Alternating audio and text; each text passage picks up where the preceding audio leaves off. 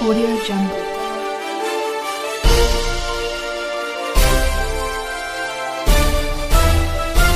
Audio Jungle. जय भीम, जय भारत. आपण बघत आहात बहुजन सैनिक महाराष्ट्र लाईव्ह आणि आपल्याकडे आलेले आहेत सरवदे सर, BRSP चे महाराष्ट्राचे कोऑर्डिनेटर. तर आपण त्यांना काही प्रश्न विचारणार आहोत. तर सर्वप्रथम आपण त्यांचे स्वागत करूया. सर, आपलं स्वागत आहे आपल्या चॅनल मध्ये. थँक्यू. सर, सध्या जे ईव्हीएमचा विषय आहे, ईव्हीएम मध्ये पूर्ण भारतामध्ये घोळ दिसत आहे. तरी सुद्धा विरोधी पक्ष किंवा BSP कुठलाच पक्ष याबद्दल काहीच बोलत नाही. तर आपल्या पक्षाची याबद्दल काय भूमिका असेल? ईव्हीएम मशीनच्या बाबतीमध्ये या देशामध्ये बऱ्याच मोठ्या प्रमाणामध्ये असंतोष आहे आणि ईव्हीएमच्या बाबतीमध्ये महाराष्ट्रात आणि पूर्ण देशामध्ये जवळपास आता 18 लाखपेक्षा जास्त ईव्हीएम मशीनी उपलब्ध आहेत. आणि ईव्हीएमचा निर्माण किंवा ईव्हीएम मशीनीच्या माध्यमातून जी जागतिक स्तरावर ज्या निवडणुका घेतल्या जातात त्यामध्ये खास करून जर्मनी असेल, जपान असेल, बेल्जियम असेल, असे खूप सारे देश आहेत. त्यामध्ये आपल्या भारतातल्या ज्या ईव्हीएम मशीनी आहेत त्याच्यामध्ये वापरलं जाणारं जे चिप आहे ते जपानचं आहे. पण जपान सारखा जगातला सर्वात प्रगत देश तो मात्र ईव्हीएमना निवडणुका घेत नाही. किंवा अमेरिका असेल, अमेरिकेमधले जेवढे 50 स्टेट्स आहेत तर अमेरिकेत सुद्धा ईव्हीएमना निवडणुका घेतल्या जात नाहीत. म्हणजे युरोप खंड असेल, जपान असेल, कोरिया असेल, तैवान असेल, म्हणजे इलेक्ट्रिकल रिव्होल्युशन ज्या देशांमध्ये झालेली आहे असा कुठलाही देश ईव्हीएम मशिनीचा वापर नाही करत. त्याच्या पाठीमागे जे ठोस कारण आहे की लोकशाहीला जिवंत ठेवण्यासाठी जर एका जरी मतदाराला तुमच्या प्रणालीवर विश्वास नसेल तर त्या एकाही मतदाराच्या जी शंका कुशंका असेल त्याला त्याचं समाधान केल्याशिवाय निवडणुका या लोकशाही पद्धतीमध्ये घेणं हा अपराध आहे. त्यामुळं त्याच्यावर खूप मोठ्या प्रमाणात आरोप प्रत्यारोप चालत आलेले आहेत. म्हणजे पहिला आरोप पुराव्यासकट जो आरोप केलेला आहे तो आताचे भाजपाचे मोठे नेते सुब्रमण्यम स्वामी त्यांनी तो पुराव्यासकट संसदेमध्ये पण आणि सुप्रीम कोर्टामध्ये पण त्यांच्या माध्यमातून ते सिद्ध झालेलं आहे. म्हणजे प्रोफेसर जे होल्डर मॅन आहेत ज्यांच्या माध्यमातून या सगळ्या ईव्हीएमच्या घोटाळ्यांचे जवळपास वारंवार त्याचे पुरावे समोर आलेले आहेत. आपण जो प्रश्न विचारलेला आहे त्याच्यात आपण BSPचं नाव घेतलेलं आहे. मुळामध्ये निवडणूक आयोग निवडणुका घेण्याच्या अगोदर सर्व राजकीय पक्षांना, त्या पक्षांच्या सर्व मोठ्या नेत्यांना इन्व्हाइट करत असतो, बोलवत असतो, त्यांची बैठक घेत असतो आणि काय त्यांच्या शंका कुशंका मतदारसंघ ठरवण्यापासून, म्हणजे मतदारसंघ ठरवणं असेल, निवडणूक प्रणाली असेल, आणि ज्यावेळेस ते ऑब्जेक्शन घ्यायला हवे होते तर त्यावेळेस त्यांनी ते ऑब्जेक्शन घेतले नाहीत. म्हणजे 2002ला बहन मायावती उत्तर प्रदेशच्या मुख्यमंत्री झाल्या त्या ईव्हीएम मशिनीमधूनच झालेल्या आहेत. 2007ला त्या परत एकदा पूर्ण बहुमतात मुख्यमंत्री झाल्या त्या ईव्हीएम मशिनीमधूनच झालेल्या आहेत. याचा अर्थ बहनजी उत्तर प्रदेशच्या 4 वेळेस मुख्यमंत्री झाल्या, त्यामधल्या 2 वेळेस त्या ईव्हीएम मशिनीच्या माध्यमातून झाल्या. माझा स्पष्टपणे या बाबतीमध्ये BRSPची भूमिका एकदम ठाम आहे की इथं घरी बसून जर तुम्ही पार ब्रह्मांडामधले, युनिव्हर्सल मधले मोठे मोठे सॅटेलाइट तुम्ही जर घरी बसून हँडल करत असाल, मॅनेज करत असाल तर इथं आपल्या डोळ्यासमोरची मशीन आहे. त्यामुळे त्याच्यामध्ये छेडछाड होणं स्वाभाविक आहे, होत असेल याचे बरेच पुरावे आलेले आहेत. पण मी त्याच्याही पलीकडे BRSPचा एक आमचा अजेंडा आहे की ईव्हीएम मशिनी नव्हत्या त्यावेळेस फुले शाहू आंबेडकरांच्या राजकारणाचं काय अस्तित्व होतं आणि त्यावेळेस आपलं काय बॅकअप होतं किंवा काय शक्ती होती. त्यामुळे ईव्हीएम मशिनी नसताना महाराष्ट्रातलं आणि देशातलं आपलं राजकारण, जर रिपब्लिकन चळवळीचा एक 1957चा जो कालखंड सोडला, कारण बाबासाहेबांचं महापरिनिर्वाण झालेलं होतं आणि त्यामुळे कदाचित प्रचंड देशामध्ये बाबासाहेबांच्या चळवळीची एक मोठी लाट आली आणि त्या लाटेमधून बाबासाहेब आंबेडकरांच्या शेड्यूल कास्ट फेडरेशनचे त्यावेळेस 9 खासदार पूर्ण देश पातळीवर निवडून आले. त्या 9 मध्ये 6 खासदार तर महाराष्ट्रामधून आले, 29 खासदार पूर्ण आमदार पूर्ण देशभरातून आले. तो जर 57चा जो एक निवडणुकीचा जर कालखंड सोडला तर 57च्या नंतर 2018 पर्यंत ईव्हीएम नसताना सुद्धा आंबेडकरी चळवळीला अशी दैदिप्यमान काही महाराष्ट्रात किंवा देशामध्ये अशी चमकदार कामगिरी करता आलेली नाही. त्यामुळं बहुजन रिपब्लिकन सोशलिस्ट पार्टीच्या माध्यमातून आम्ही ईव्हीएम मशीनचा विरोध तर केलेलाच आहे. तो विरोध आम्ही काही मुद्द्यांच्या आधारावर करतो आहोत आणि त्या विरोधाचा एक प्रमुख मुद्दा असा आहे की जनतेला आणि ईव्हीएम विरोधी संघटनांना असं वाटता कामा नये की बीआरएसपी काही ईव्हीएम धार्जिणी आहे की काय. त्यामुळे आम्ही प्रातिनिधिक स्वरूपामध्ये पूर्ण देशामध्ये आम्ही ईव्हीएमच्या विरोधामध्ये आंदोलनं केलेली आहेत. पण मी स्वतः एक प्रॅक्टिकल पॉलिटिशियन आहे आणि आम्ही प्रॅक्टिकल पॉलिटिशियन असल्यामुळे आम्हाला हे स्पष्टपणे जाणवतं की कुठल्याही लोकसभेमध्ये एक ॲव्हरेज कमीत कमी 2000 मतदान केंद्र असतात. एक 16 लाखापासून ते 20 लाखापर्यंतचे मतदारसंघ असतात.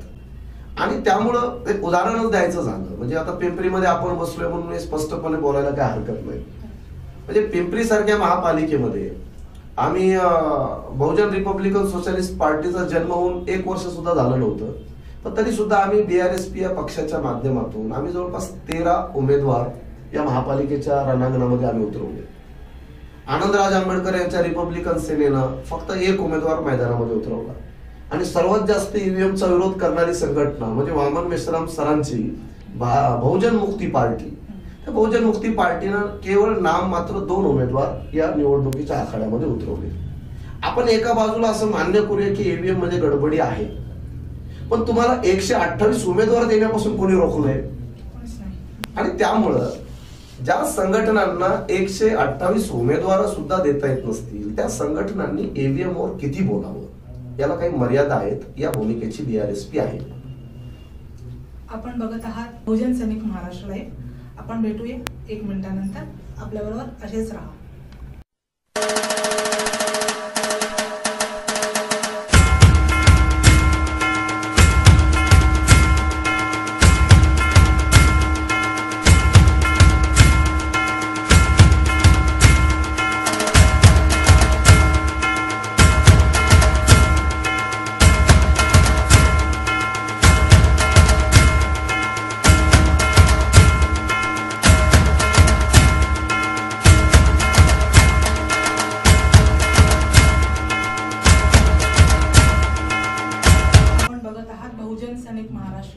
आपल्या बरोबर आहेत बनसोडे सर.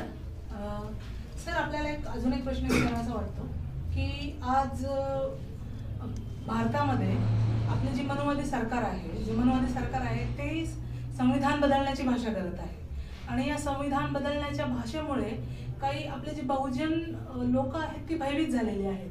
आर्टिकल 340 मध्ये बाबासाहेबांनी ओबीसीसाठी जे सर्व काही करून ठेवलेलं आहे, पण ह्या मनुवादी सरकारची त्यांना ते संविधान देण्याची मनशाच नाहीये असं दिसून येतं. तर यावर आपलं काय वक्तव्य असेल? या बाबतीमध्ये मुळात भारतीय संविधान बाबासाहेब आंबेडकरांकडून लिहून घेण्याची त्या काळातल्या लोकांची मानसिकताच नव्हती. त्यामुळे आपल्यातल्या बऱ्याच लोकांना हे माहित नाही की भारताचं संविधान हे जगातले फार मोठे जे संविधान तज्ज्ञ आहेत, म्हणजे जगात तसं त्या काळात पाहिलं ते जॉन स्टुअर्ट मिल आहे, जॉन लॉक आहे, लास्की आहे किंवा आयव्हर जेनिंग्ज आहे. ही 3-4 लोक त्या काळातली संविधान प्रक्रियेतली फार तज्ज्ञ माणसं म्हणून जगात नावाजलेली होती. आणि त्यापैकीच एक म्हणजे इंग्लंडचे आयव्हर जेनिंग. तर आयव्हर जेनिंग कडून भारताचं संविधान लिहून घेण्याचे खूप प्रयत्न भारत सरकारनं त्या काळात केलेले आहेत. पंडित नेहरूंची सख्खी बहीण स्वतः विजयलक्ष्मी पंडित आयव्हर जेनिंगला जाऊन भेटलेली या संदर्भामध्ये. त्यामुळे बऱ्याच भारतीय नागरिकांना या गोष्टी आणखी त्यांचं आकलन नाहीये. पुन्हा डॉक्टर आंबेडकरांकडून भारतीय संविधान लिहून घेण्याची कोणतीही तत्कालीन गांधी आणि गोळवलकर असतील, RSS असतील, हिंदू महासभा असेल की त्या काळातली काँग्रेस असेल, कोणाचीच तशी इच्छा नव्हती. कारण भारतामध्ये संविधानात्मक नॉलेज, कॉन्स्टिट्यूशनल नॉलेज असणारी त्या काळात फक्त 2च माणसं होती. एक तेज बहादूर सप्रू होते आणि दुसरे बॅरिस्टर मुकुंद जयकर होते. आणि बॅरिस्टर मुकुंद जयकर काँग्रेसच्या या पुण्यामधून खासदार होते आणि त्यांची जागा त्यांना राजीनामा द्यायला लावला काँग्रेस पार्टीनं आणि त्यामुळे ते काँग्रेस पक्षावर नाराज होते. आणि म्हणून मुकुंद जयकरांनी या संविधान निर्मितीच्या प्रक्रियेत यायला त्यांनी मनाई केली. आणि तेज बहादूर सप्रू हे वयानं 71 वर्षाचे वयोवृद्ध असल्यामुळं ते या सगळ्या प्रक्रियेत येण्यासाठी त्यांची शरीर प्रकृती साथ देत नव्हती. त्यामुळे मुळामध्ये डॉक्टर आंबेडकर सोडून जसं आजही भारतीय इतिहासामध्ये इकॉनॉमिक्स, अर्थशास्त्राचं नॉलेज असणारे दादाभाई नौरोजी जर सोडले तर भारतातल्या कुठल्याच, मग ते आगरकर, चिपळूणकर, सावरकर, नेहरू असतील, गांधी असतील, गोखले, रानडे, या कुठल्याच व्यक्तीला इकॉनॉमिक्सचं कुठल्याही प्रकारचं नॉलेज असल्याचा काही इतिहासात पुरावाच नाही. त्यामुळे डॉक्टर आंबेडकर आणि थोड्याफार प्रमाणात दादाभाई नौरोजी, त्या आधारावर तुमच्या प्रश्नाचं मी थोडंसं विस्तृत जरी उत्तर देत असलो तरी मला वाटतं ते मीडियामधून बाहेर येणं गरजेचं आहे. त्यामुळं काँग्रेस सरकारची ही कधी रणनीती आम्हाला दिसलीच नाही. त्यामुळे बाबासाहेब आंबेडकर ज्या पश्चिम बंगालमधून संविधान समितीचे सदस्य झाले आणि सुभाषचंद्र बोसचा सक्का भाऊ शरदचंद्र बोसला हारून ते संविधान समितीचे सदस्य झालेले आहेत. खुलना, जयसोर, फरीदपूर, बोरीशाल या 4 जिल्ह्यातून 7 आमदारांनी बाबासाहेबांना मतं दिली आणि तेव्हा बाबासाहेब संविधान समितीचे सदस्य झाले. ज्या भागातून बाबासाहेब जिंकले तो भाग सुद्धा यांनी पूर्व पाकिस्तानला देऊन टाकला, ज्याला आज आपण बांगलादेशच्या रूपाने ओळखतो. त्यामुळे संविधान समितीचा एक वेगळा इतिहास आहे. मी त्याच्या फार आणखी खोलात जाणार नाही. खूप षडयंत्र आहेत. ज्या सरदार पटेलांनी डॉक्टर आंबेडकरांना संविधान समितीत आम्ही घुसू देणार नाही अशी भारताच्या राज्यसभेत भाषा बोलले. ऑन रेकॉर्ड गॅझेटमध्ये ते भाषण उपलब्ध आहे की सरदार पटेल खुल्याम आंबेडकरांना चेतावणी देतात की आम्ही दरवाजे खिडक्याच नाही, आम्ही रोशनदान सुद्धा बंद केलेले आहेत. आणि त्या सरदार पटेलांचा नरेंद्र मोदी स्टॅच्यू ऑफ युनिटीच्या नावाखाली इतका मोठा पुतळा उभा करतात. त्यामुळं तो एक आपल्या सर्वांसाठी अत्यंत संशोधनीय विषय आहे. म्हणून आपल्याला आपल्या प्रश्नाचं 1-2 मिनिटांमध्ये मी शेवटचं महत्वपूर्ण उत्तर देतो की मुळात भारताच्या संविधानाची समीक्षा करण्याचं कुठल्याही प्रकारचं तजवीज नाही आहे. अमेंडमेंट करण्याची आहे. भारतीय संविधानात तुम्ही वेळ काळ परत्वे त्याच्यात संशोधन करू शकता, पण त्या संविधानाची तुम्ही समीक्षा करू शकत नाही. आणि आपल्याला आश्चर्य वाटेल की पंडित नेहरूच्याच काळामध्ये भारताच्या संविधानाच्या समीक्षा करण्याचा आयोग हा नेहरूंच्या काळात बनलेला आहे. त्या आयोगाची अंमलबजावणी अटल बिहारीने केली आणि 1998-99 मध्ये जस्टिस वेंकट चलैयाच्या माध्यमातून पहिल्यांदा भारतीय संविधानाला पूर्णतः बदलण्याचा अजेंडा भारतीय जनता पार्टीनं 1998-99 घोषित केलेला आहे. जस्टिस वेंकट चलैया कमिटी गठीत झालेली आहे. त्यामुळं बऱ्याच आपल्या सर्वसामान्य नागरिकांना असं वाटतं की आता संविधान बदलायची प्रक्रिया सुरू झाली की काय. कुठल्या तरी माथे फिरूंनी आता दिल्लीमध्ये संविधानाची एक प्रत जाळली आणि त्यानंतर बऱ्याच लोकांना भीती वाटत आहे की संविधान बदललं जाईल की काय. मी आपल्याला स्पष्टपणे सांगतोय की संविधान बाबासाहेब आंबेडकरांच्या हातून लिहून घेण्याची पहिल्यापासून इच्छा नव्हती आणि बाबासाहेबांनी लिहिल्यानंतर त्या संविधानाला लागू करण्याची आज पण इच्छा नाही. त्यामुळे मी स्पष्टपणे सांगू शकतो की संविधान तो अच्छा है मगर नरेंद्र मोदी म्हणू का बच्चा है. संविधान तो अच्छा है मगर फडणवीस म्हणू का बच्चा आहे. त्यामुळे प्रश्न हा संविधानाचा नाही आहे. प्रश्न हा संविधानाच्या अंमलबजावणीचा आहे आणि संविधानाची अंमलबजावणी करण्यासाठी तुम्हाला कुठल्याही परिस्थितीत भारताच्या लोकसभेमध्ये 272 खासदारांचं बहुमत आहे. त्यामुळे आपल्याला जी सध्या महाराष्ट्रात आम्ही चित्र पाहतोय की एका माणसाला खासदार बनवायसाठी पूर्ण धडपड चालू आहे महाराष्ट्राची. त्यामुळे एक खासदार बनून काही भारतीय संविधानाचं संरक्षण केलं जाऊ शकत नाही. कुठल्याही परिस्थितीमध्ये भारतीय संविधानाला लागू करायचं असेल तर 272 खासदारांचं बहुमताची आवश्यकता आहे. आणि हे जे प्रयत्न चालू आहेत मग ते प्रयत्न आम्ही आता अनंत कुमार हेगडेच्या माध्यमातून ते जाहीरपणे बोलले आणि त्यांना काही भारतीय जनता पार्टीने कुठली शिक्षा दिली नाही.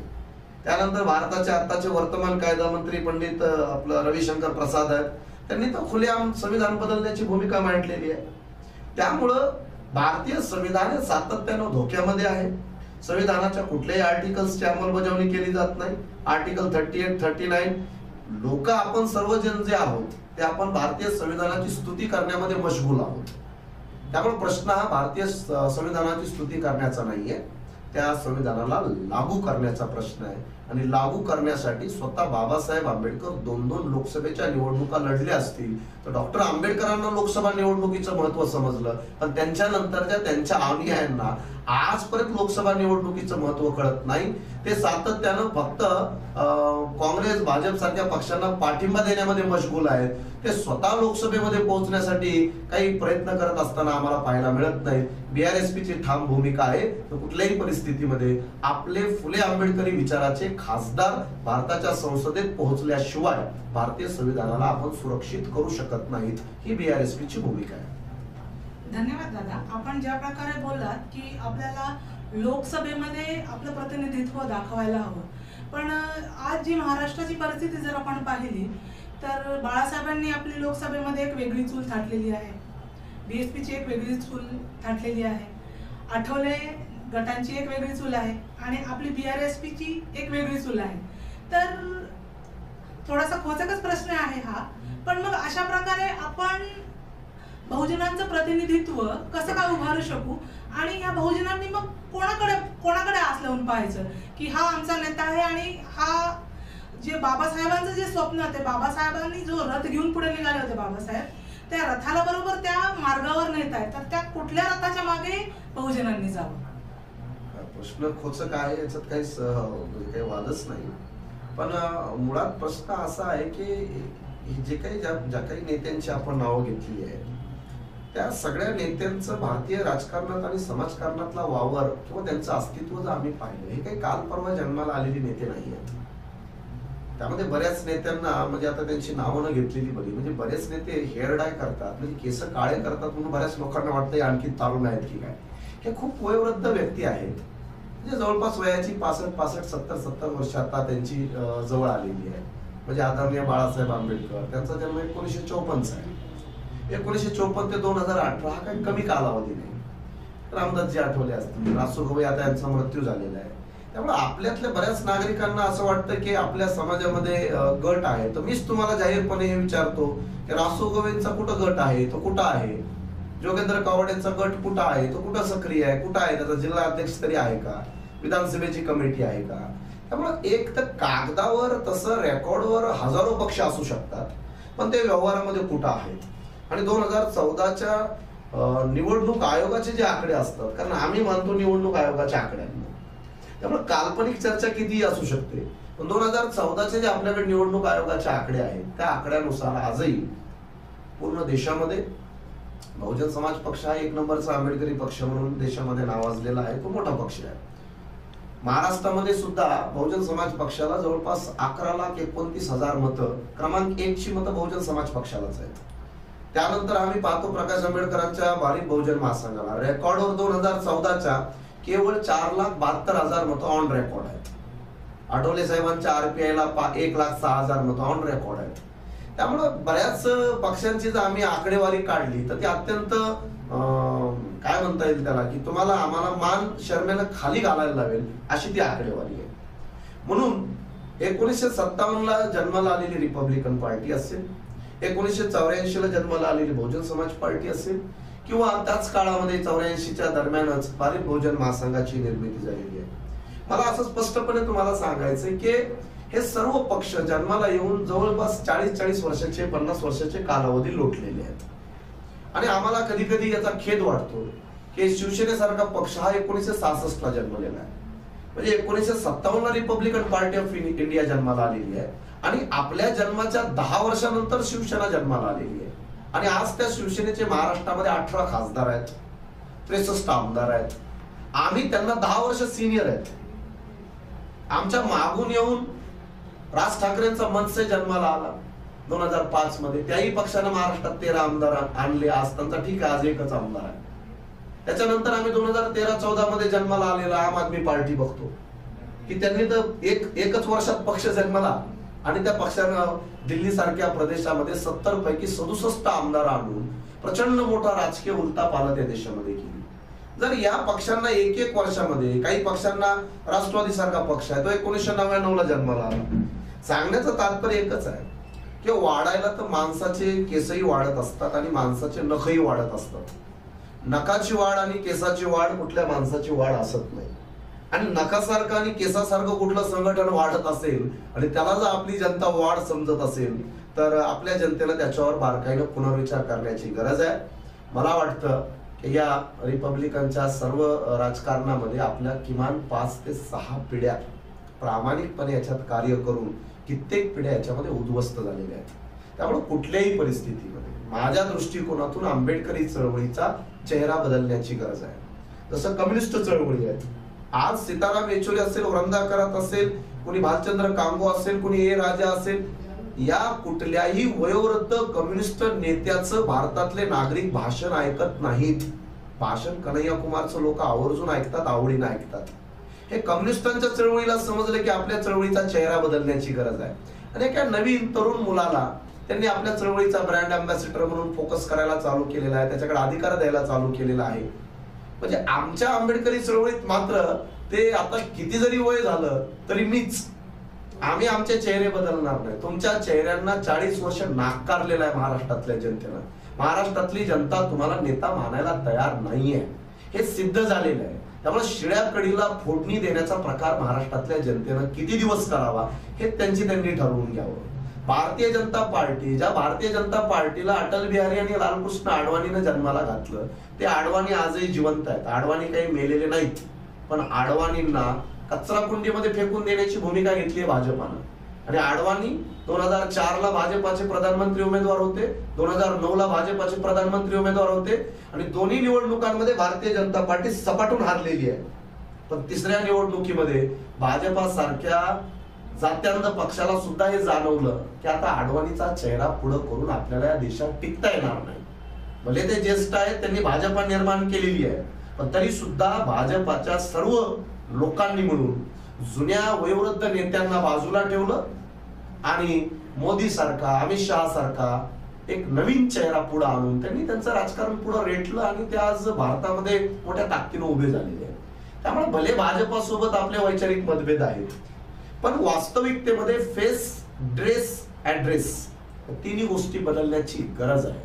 त्यामुळे आजही आम्हाला वाईट वाटतं की जोगेंद्र कवाडे, त्यांचा मुलगा जयदीप कवाडेच कसा नेता बनेल याच्यासाठी प्रयत्न करतात. रासू गवई, त्यांचा मुलगा राजेंद्र गवईच कसा नेता बनेल त्याच्यासाठी प्रयत्न करतात. आणि वाईट वाटतं की आता बाळासाहेब सुद्धा आपल्या सगळ्या मिटिंगांमध्ये आदरणीय सुजात आंबेडकरांना वारंवार ते समाजापुढे आणण्याचा प्रयत्न करतच आहेत. त्यामुळे आम्हाला असं वाटतं की त्या कुटुंबाबद्दल तुम्हाला जेवढा आदर आहे आम्हालाही त्याच्याबद्दल आदर आहे, 100% आदरच आहे. पण शेवटी योग्यतेच्या आधारावर आंबेडकरी राजकारण उभं होणार आहे की नाही.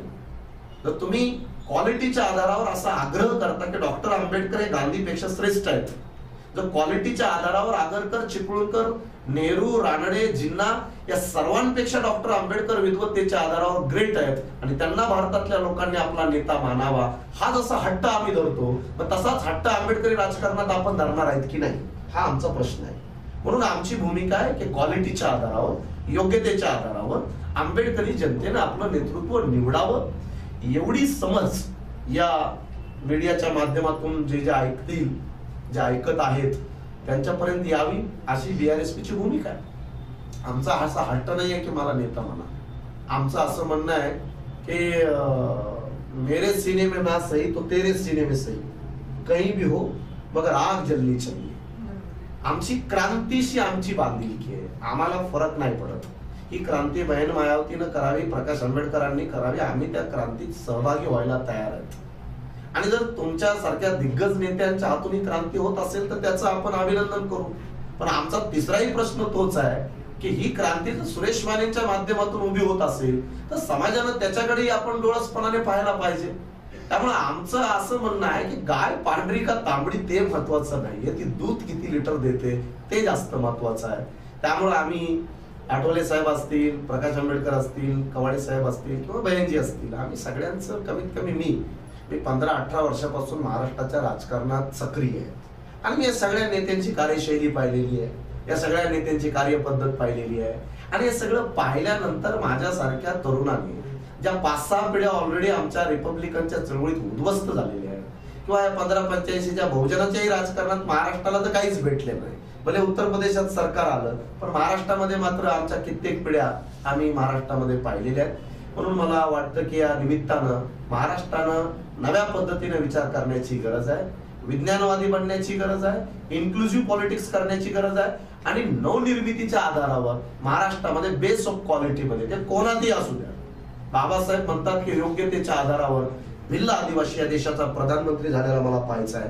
तर क्वालिटीच्या आधारावर योग्यतेचं, मग ते योग्यतेचा क्रायटेरिया प्रामाणिकपणा असेल, संघटन कौशल्य असेल, जनतेला उभं करण्याचं तंत्र असेल, अजेंडा असेल, ते ठरवून घ्यावं जनतेनं आणि त्या आधारावर भविष्यामध्ये आपलं नेतृत्व जनतेनं निवडावं. फक्त भावनिक राहून जर क्रांत्या झाल्या असत्या तर मला वाटतं पंढरपूरमध्ये लाखो लोक जमतात, पण ते काही मराठा समाजाला आरक्षण मिळावं म्हणून जमत नाही. त्यामुळे नुसती भक्ती करून जर क्रांत्या झाल्या असत्या तर मलाही त्याचा अभिमान वाटला असता. पण हे वास्तव नाहीये. क्रांती करायची असेल तर ठोस भूमिका घ्यावी लागेल. या प्रक्रियेमध्ये BRSP आहे. धन्यवाद दादा, खूप छान स्पष्टीकरण दिलं. आपण बघत आहात बहुजन महाराष्ट्र लाईव्ह आपण थोड्या क्षणात परत भेटूया. धन्यवाद.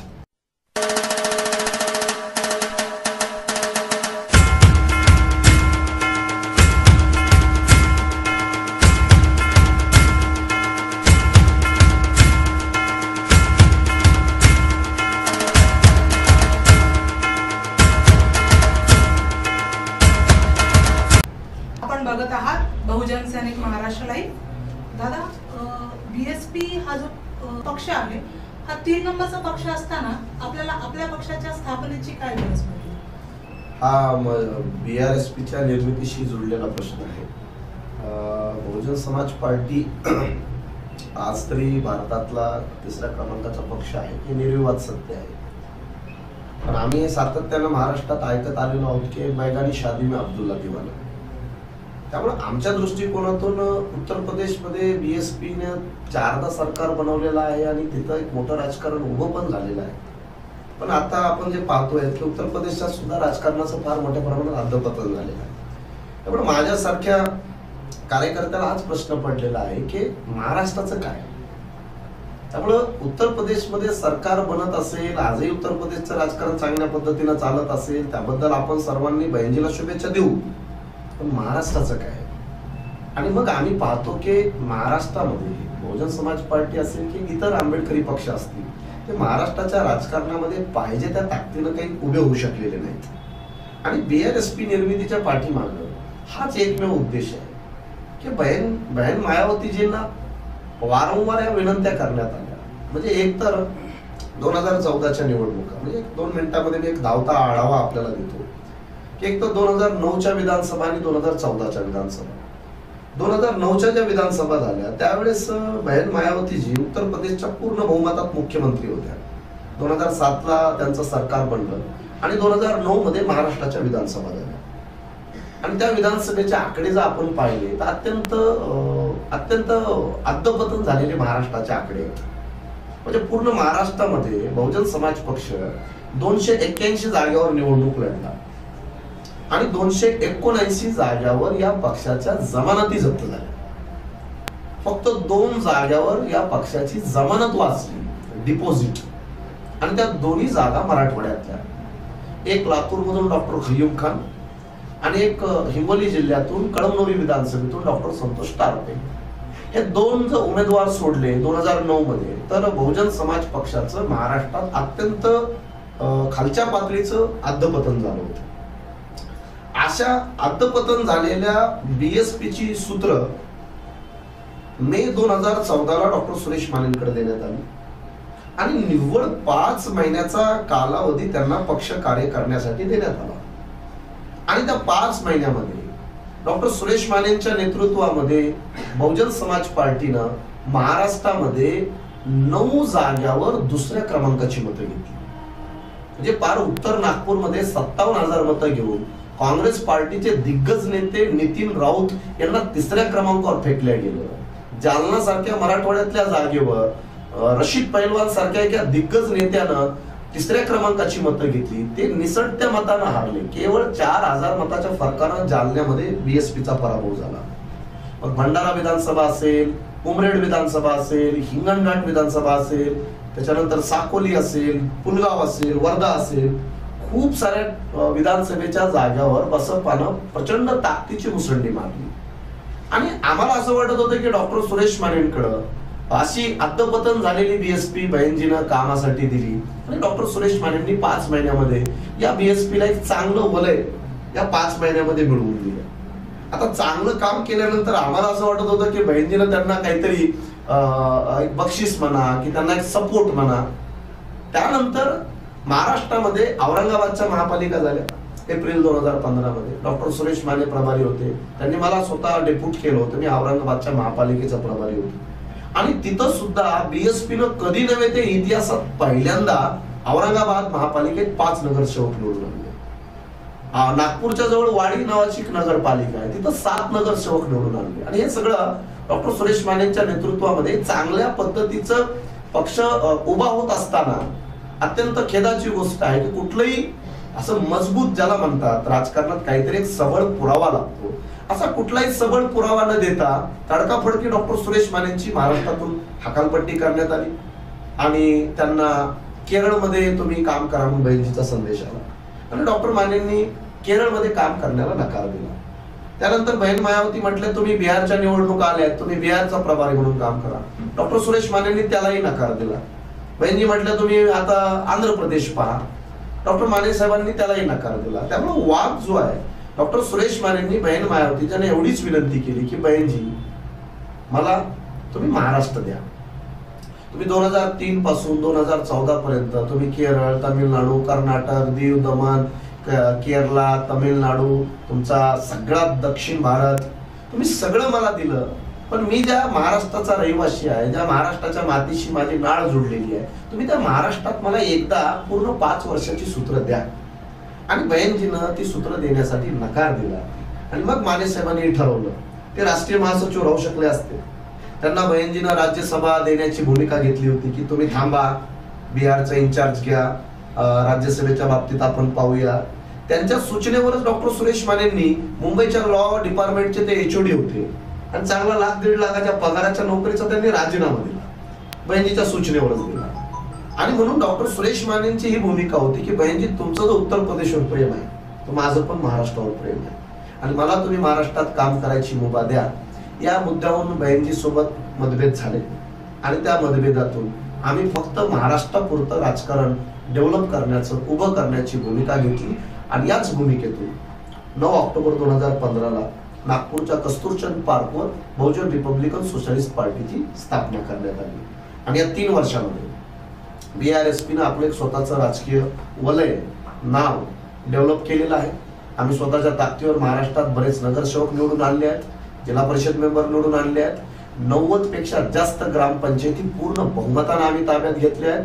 बऱ्याच महापालिका लढलोय, नगरपालिका लढलोय आणि पक्षाला एक चांगलं 3 वर्षामध्ये एक चांगलं नाव, ओळख देण्यामध्ये BRSPला बऱ्यापैकी महाराष्ट्रात यश भेटलेलं आहे. मला वाटतं तुमच्या या प्रश्नाच्या रूपाने मी एवढंच सांगू शकतो की केवळ महाराष्ट्राच्या प्रेमापोटी आणि महाराष्ट्रातल्या हजारो लाखो कार्यकर्त्यांना पुन्हा नव्यानं राजकारणात उभं करण्यासाठी डॉक्टर सुरेश मानेंनी घेतलेली भूमिका आहे. म्हणून आम्ही BRSP सोबत आहोत.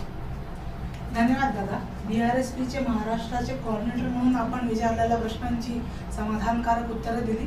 तरी बहुजन सैनिक महाराष्ट्र लाईव्ह तर्फे आपले मी धन्यवाद व्यक्त करते. धन्यवाद. बहुजन सैनिक महाराष्ट्र लाईव्ह यांनी जो आज इंटरव्ह्यू घेऊन आमची भूमिका जनतेपर्यंत पोहोचवण्याची जी भूमिका घेतली त्याबद्दल मी सगळ्या टीमचं मनापासून BRSP महाराष्ट्र संयोजक या नात्यानं आभार मानतो. जय भीम, जय शिवराय, खुदा हाफिज.